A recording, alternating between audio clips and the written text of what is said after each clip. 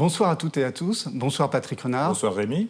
Alors, vous êtes directeur de la direction des services aux actionnaires d'Air Liquide et nous allons parler aujourd'hui d'un sujet important pour les actionnaires, c'est la performance boursière. Alors, il ne s'agit pas uniquement, comme on pourrait le croire, et trop simplement, de quelque chose de basique, de simple, qui est l'évolution du cours de bourse à la hausse ou à la baisse. Oui, alors c'est effectivement un petit peu plus compliqué que cela, on va le voir, hein.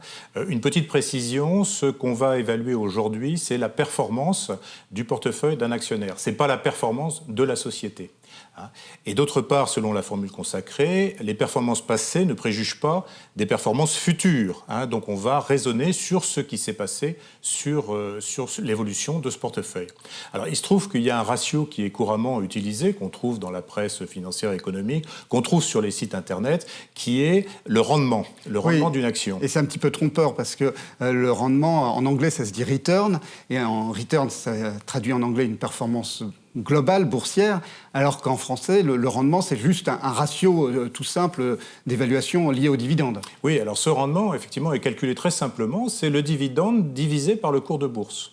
Et c'est là où on a quelque chose qui est un petit peu paradoxal. Ce ratio mélange d'abord une photo à un instant donné avec un cours qui évolue en permanence. Donc ce rendement aussi va évoluer en permanence, ce qui explique que selon les différentes publications, on a des valeurs qui peuvent varier. Mais surtout, ce rendement est un petit peu paradoxal dans la mesure où si la société va bien, en toute logique, son cours de bourse va augmenter et donc le rendement, puisque le cours de bourse est au dénominateur, va diminuer. Donc on voit bien qu'il y a quelque chose qui va pas très bien. En particulier, c'est pour ça que vous ne l'aimez pas trop, il ne rend pas justice à l'action Air Liquide. Alors, il ne rend pas justice à l'action Air Liquide. Pourquoi ? Parce que, en fait, il y a beaucoup d'éléments qui composent la valorisation du portefeuille d'un actionnaire et aussi spécifiquement d'un actionnaire Air Liquide.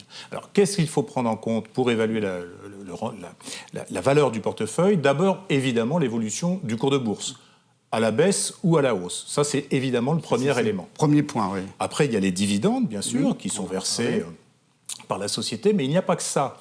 Il y a aussi, et quelques sociétés le pratiquent, dont Air Liquide, les distributions éventuelles d'actions gratuites. Alors Air Liquide a l'habitude de distribuer en moyenne tous les 2 ans une action gratuite pour 10 actions détenues. Et les actionnaires l'attendent toujours impatiemment. Les actionnaires l'attendent impatiemment et apprécie beaucoup. Et c'est important parce que si vous avez 10% d'actions en plus, ça veut dire que l'année qui va suivre l'attribution, vous allez avoir 10% de dividendes en plus. Donc ça a un effet très net, là aussi, sur la rentabilité du portefeuille.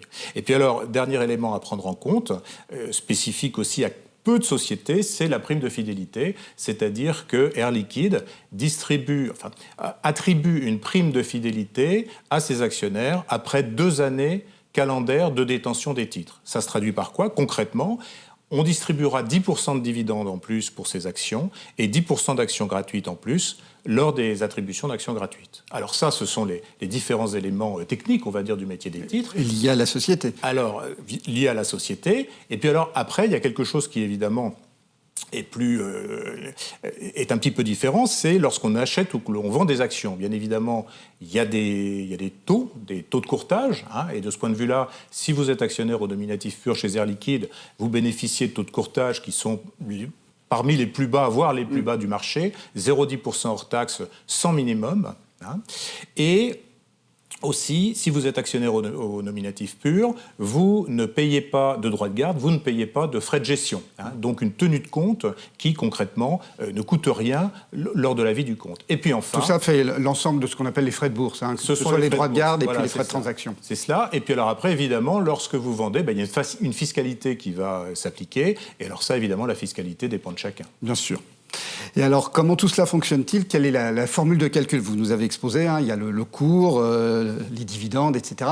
Mais comment on combine tout ça ? Alors, pour combiner tout cela, en fait, il faut revenir à ce qu'on appelle la règle des intérêts composés. Alors, ces fameux intérêts composés, c'est ça qui explique que quand une action gagne, par exemple, 10% par an, elle double en 7 ans et non en 10 ans, comme on pourrait le croire de façon intuitive. Exactement. Alors, effectivement, ce n'est peut-être pas intuitif, mais imaginons que vous investissiez 100 € à 10%. Au bout de la première année, vous avez gagné 10% en termes d'intérêt, et donc votre portefeuille est passé de 100 à 110. La deuxième année, vos 110% vont aussi porter intérêt à 10%, et là, ce ne sont pas 10, mais 11 que vous allez gagner au titre des intérêts. Et puis la deuxième année, ensuite, la troisième année, pardon, exactement la suite. Ouais, c'est vraiment un effet boule de neige. 121 € qui vont porter intérêt, et donc on aura 12,10 € d'intérêt. Ce qui explique qu'en fait on a une courbe exponentielle, la courbe rouge que vous voyez sur le graphique, où on voit que plus le temps passe... C'est la courbe bleue sur le graphique, je crois. La courbe bleue, pardon. Voilà. Contrairement à ce que serait la courbe rouge, qui serait si, effectivement, on ne réinvestissait pas les dividendes. Et on voit que ça s'écarte de plus en plus sur le graphique. Alors, on voit que ça s'écarte de plus en plus, donc la durée a vraiment un sens. Et ce qui est intéressant aussi, c'est de se poser la question, mais finalement, au bout de combien d'années... Le capital peut doubler, par exemple. Oui. Le capital peut doubler. Alors, il y a une courbe qui est très étonnante, elle est extrêmement creusée. On la voit là actuellement. On la voit là. Alors là, vous pouvez voir ce qu'on appelle la règle d'Einstein. La règle d'Einstein, c'est que... Ça fait très chic de parler d'Einstein. Ça fait très chic. Alors, ce qui dit que si vous avez placé une somme à un taux d'intérêt de 7%, vous allez doubler cette somme en 10 ans. C'est ce que j'évoquais. Et à l'inverse, 10%, 7 ans. Voilà. Et sur la courbe, là, vous voyez effectivement ces 2 points, mais vous voyez aussi ce que rapporte le livret A. Et combien de temps il faut pour doubler un capital avec le livret A. Alors, il était à 0,5%, c'était 139 ans. Il a monté maintenant à 2%. Donc, il faut 35 ans pour doubler son capital. Bon, et c'est totalement illusoire parce qu'entre-temps, compte tenu de l'inflation, le pouvoir d'achat aura énormément diminué. Voilà. Alors... Pourquoi est-ce que c'est important ? Alors d'abord, je voudrais signaler, pour ceux que ça intéresse, il y a sur le site un comparateur, sur le site airliquide.com et sur le site... Qui permet de voir entre le livret A et l'action Air Liquide. Exactement. Un simulateur, justement, qui permet de comparer si vous aviez placé telle somme, donc il y a un curseur, vous pouvez définir le montant et la date de départ de votre investissement en action Air Liquide et de voir aujourd'hui, finalement, par rapport à un livret A, comparer les 2 sommes que vous avez pu gagner dans chacune de ces hypothèses. Alors, on en revient au point de départ. Pourquoi ces intérêts composés sont-ils si importants ? Alors oui, effectivement, parce qu'on parle d'action, donc on ne parle pas d'intérêt. Pourquoi ? Parce qu'en fait, c'est une règle qui va s'appliquer aux dividendes. C'est-à-dire que si vous réinvestissez vos dividendes, eux-mêmes, en fait, ça veut dire que vous allez acheter des actions de plus avec ces dividendes et donc vous aurez encore des dividendes en plus, des actions gratuites en plus, etc. Donc c'est très très important et c'est ce que nous conseillons à nos actionnaires de réinvestir leurs dividendes. C'est ce qui se passe couramment avec le PEA. En fait, dans le PEA, les dividendes tombent dans le compte espèce. Ils ne sont pas fiscalisés. Ils ne sont pas fiscalisés à ce moment-là. Ils tombent dans le compte espèce et on peut, à partir du compte espèce, donc racheter des titres.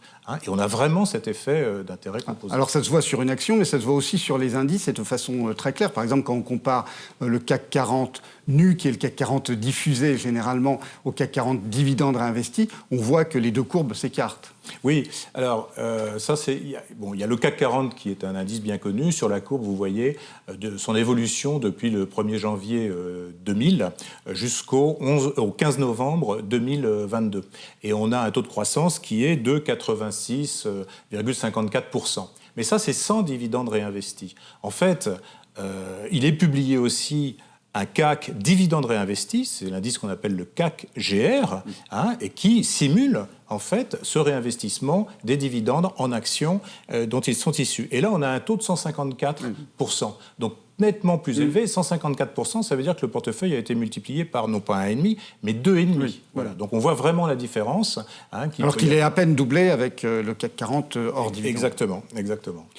Et alors, il y a un indice qui est particulier, c'est le DAX allemand qui, lui, est un indice déjà dividende réinvesti. C'est le seul au monde, je crois. Oui, tout le monde ne le sait pas, mais en fait, quand on compare le CAC 40 et le DAX, la comparaison est faussée parce que le DAX est dividende réinvesti.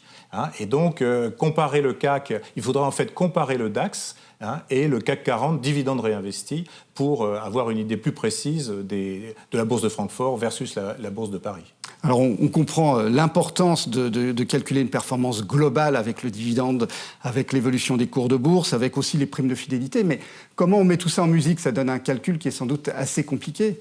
Alors c'est évidemment plus compliqué que le rendement dont on parlait au départ. En fait, on part d'un capital initial, on va réinvestir les dividendes en actions, et puis au bout de 2 années, on va commencer à faire jouer la prime de fidélité et on tiendra compte aussi des distributions d'actions gratuites.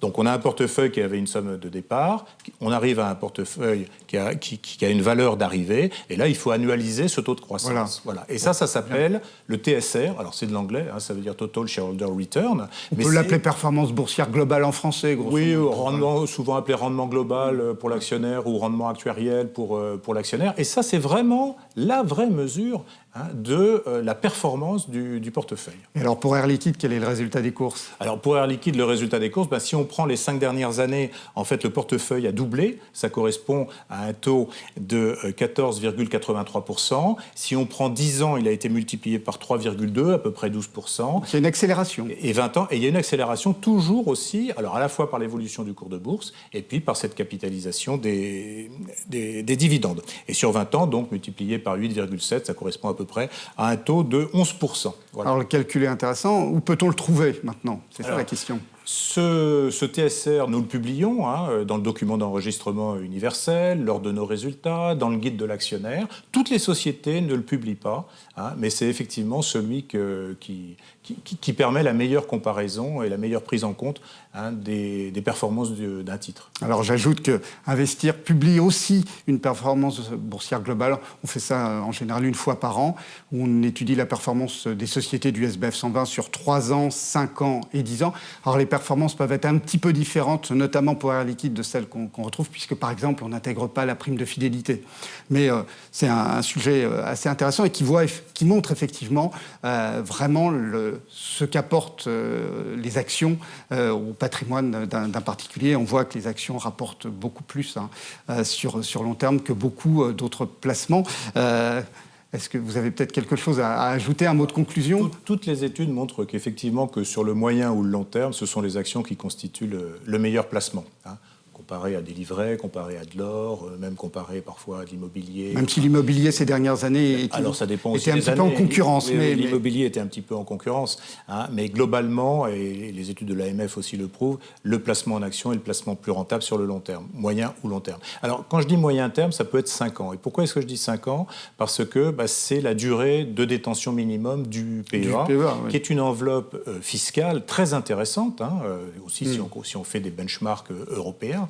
Et donc, je prends l'exemple des jeunes actifs. En fait, leur premier but dans la vie, très souvent, c'est d'épargner pour pouvoir accéder à l'achat d'un appartement, d'une maison. La primo-accession. Ça, c'est quelque chose qui est très important pour les jeunes. Et bien évidemment, il faut, pour qu'ils puissent aller voir leur banquier pour demander un prêt immobilier, il faut qu'ils aient un apport personnel. Eh bien, ça fait tout son sens d'économiser pendant 5 ans sur un PEA avec une taxation légère pour, au bout de 5 ans, avoir, dans le cas d'Air Liquide, l'exemple qu'on a vu, doubler son capital en plus, avec la technique de l'investissement régulier qui permet de lisser la performance s'il y a des hauts et des bas sur le marché. Tout à fait. Alors ça, effectivement, il y a deux basiques pour l'investissement en bourse, c'est la diversification du portefeuille. Donc Air Liquide, c'est bien, mais il ne faut pas faire que du Air Liquide. Oui et non, parce qu'Air Liquide est une action diversifiée elle-même, parce qu'en fait, nos clients, et on est B2B, on n'est pas B2C, les gens ne le savent pas forcément, mais en fait, on sert toutes les industries, et le domaine de la santé et toutes les géographies.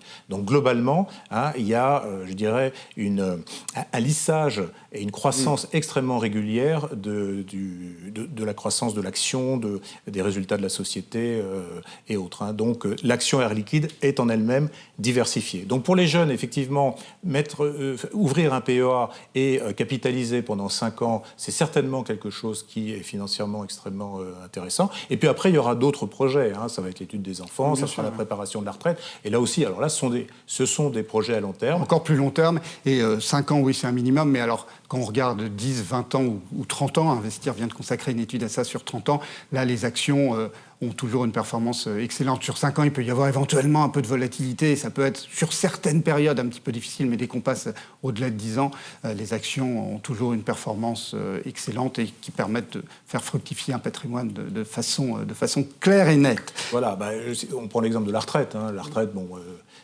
beaucoup de jeunes savent que déjà les systèmes de retraite ne seront pas forcément à la hauteur de leurs espérances et s'inquiètent déjà pour cette retraite et commencent à capitaliser. Il faut bien voir que nous avons beaucoup d'actionnaires, en fait, retraités, qui ont des titres et le dividende constitue un complément de retraite. Ouais.